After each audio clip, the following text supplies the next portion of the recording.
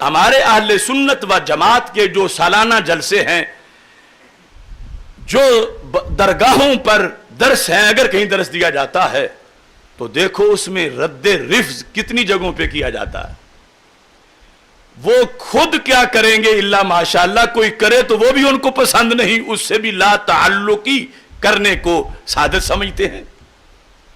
اب دیکھو ان دنوں میں توہین تو ہوئی حضرت صدیق اکبر رضی اللہ تعالیٰ عنہ کی، اتنی بڑی توہین، اتنی واضح توہین کہ کتنا گندا لفظ معاذ اللہ ثم معاذ اللہ کنجر اور ڈاکو کا ایک ملعون نے بولا، تو چاہیے تو یہ تھا کہ ہر آستانے پر صداقت صدیق اکبر کے جلسے ہوتے۔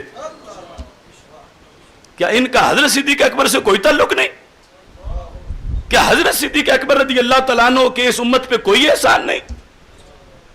حضرت مولا علی رضی اللہ تعالیٰ عنہ تو یہ فرماتے ہیں کہ جب ذی قصہ کی طرف نکلا تھا قافلہ اور حضرت صدیق اکبر رضی اللہ تعالیٰ عنہ جا رہے تھے جنگ میں، تو کہا الی این یا امیر المومنین، امیر المومنین آپ کہاں جا رہے ہو؟ تو آپ نے فرمایا میں بھی دوسروں کی طرح جہاد میں جا رہا ہوں۔ تو آپ نے حضرت مولا علی رضی اللہ تعالی عنہ نے یہ کہا لئن فجئنا بک لم یکن للاسلام نظام ابدا، کہ جہاد میں کوئی پتہ نہیں ہوتا کون کون شہید ہو جائے گا، اگر آپ شہید ہو گئے تو اسلام کا نظام تو آج ہی ختم ہو جائے گا، نہ دوسری خلافت، نہ تیسری، نہ چوتھی، وحی نہ آئے اور بندہ سیدھے رستے پہ جائے۔ یہ پہلا مرحلہ ہے صدیق اکبر، تم اگر چل کے دکھاؤ گے تو پچھلے خلیفے بھی چل لیں گے۔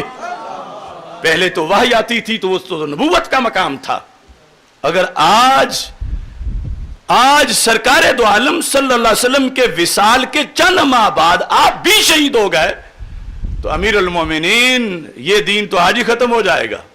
لا یکون للاسلام نظام ابدا، اتنے بڑے جس ذات کے احسان ہیں آج ان کی کوئی حیثیت ہی نہیں سمجھی جا رہی، یعنی اتنی بڑی توہین ہوئی۔